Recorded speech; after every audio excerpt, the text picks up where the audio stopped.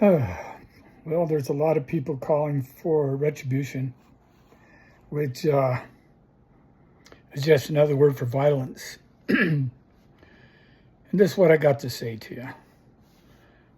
You go out and you see some young people saying terrible things about Charlie Kirk. They're not the problem. They're stupid, but they're not the problem. They just been propagandized. And you just can't go after them. Okay. I've been through this sort of thing for so many times. And it's the same old question. How do you get to the real culprits? Because law enforcement, they're all compartmentalized on a need-to-know basis.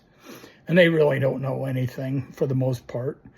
They took an oath to the Constitution, but they don't know what's in it. Okay?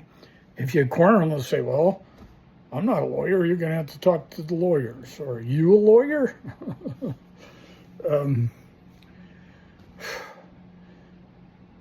And it's almost an impossible thing to get to the real culprits.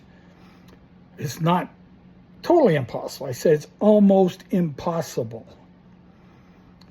And I'm going to tell you how you do it. It's through prayer. Seriously. It's through prayer, vigils. Secondary, the way you get to them is protesting. Protest all you can. Then if you get attacked while you protest, you're getting pretty close to some of the culprits. And you have the right to defend yourself. Okay? The position of law enforcement in proportion to the patriots, I hope I'm saying that right, is very difficult. Because patriots want to be law-abiding. And law enforcement just want to keep their job. And for the most part, not 100%, but for the most part, law enforcement has never been given a directive, no matter how immoral, that they won't enforce it. I mean, and it gets worse every day. So that's where you have a real difficult situation. And I don't have any easy answers for that. But I know what the book of Revelation says. That it's called the patience of the saints, that they would not lift up sword against their neighbor. So you're kind of put in a position to just defend yourself against deadly force. I'm all for that. Because if you don't defend yourself against deadly force, then we've all, when it comes down, you've lost the battle already. And then there's many times where deadly force is used by law enforcement against patriots. We saw it against Lavoy Finicum. It came pretty damn close at the Bundy standoff. The only thing that stopped them is there's a whole lot more of us with guns than them. Guns tend to make everybody civil when both sides have guns. Seriously. And that's why in protest, you should open carry. And just if you're going to do that, you want to make sure you have enough people that they think twice. And you want to be strategically positioned. Okay, you don't want to be all bunched up, but you want to be strategically positioned. If they decide to start shooting, they're not going to take you all out at once. And that's what happened at the Bundy standoff. Okay, a lot of people don't know it. But we had people strategically positioned besides those people under the bridge by the compound. Yeah, a lot of people don't know that. And when the BLM, Dan P. Love, found out, that's when it was over with.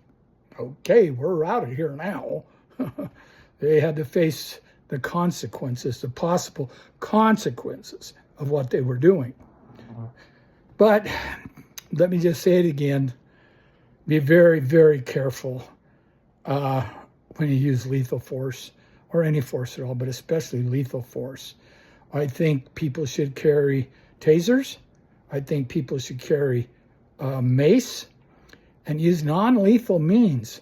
If you watch these First Amendment auditors, When people come to attack them, they mace them, and it's over with. It's over with. Use a firearm as a last resort, only when they have lethal force against you, or the threat of lethal force. If you're looking down a gun barrel, where it's either you or them, make sure it's them. Okay?